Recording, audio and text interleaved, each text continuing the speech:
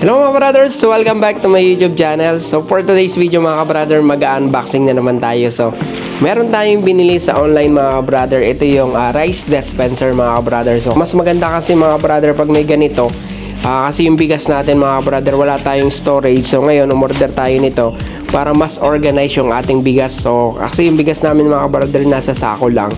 So ngayon mas maganda pag may ganito, kung gaano kaganda at quality nung binili nating rice dispenser mga brother. So open natin to.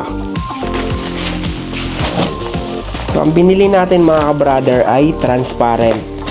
So mga brother, ilinas natin. Transparent yung binili natin mga brother para maganda kita ang laman. Yan, so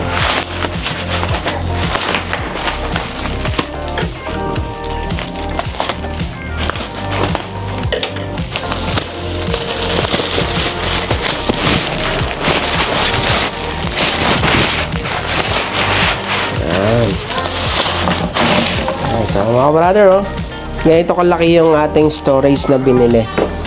Ayan. So maganda dito mga brother, yung binili natin sealed yan. So meron siyang rubber dito sa mismo kanyang taklob. Tapos maganda dito mga brother, may gulong. Yan may kasama siyang gulong. So pwede mong ilipat-lipat to mga brother. Yan apat yung gulong niya. Then may kasama na rin siyang pang scoop cup. Kakabit natin yung gulong mga brother.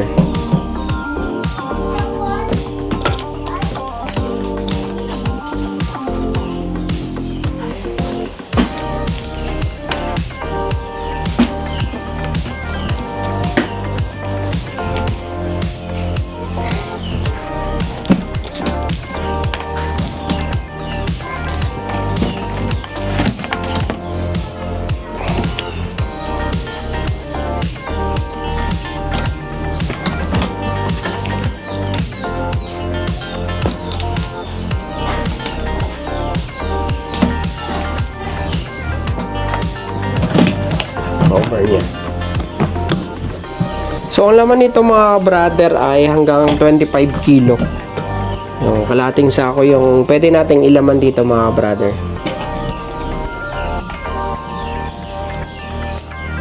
Mga brother, na-set up na natin. So nalagay na natin yung apat na gulong. Yan, so ito na siya mga brother. Yan, napakaganda. So pwede na natin lagyan ng bigas. So lalagyan natin yung bigas natin mga brother.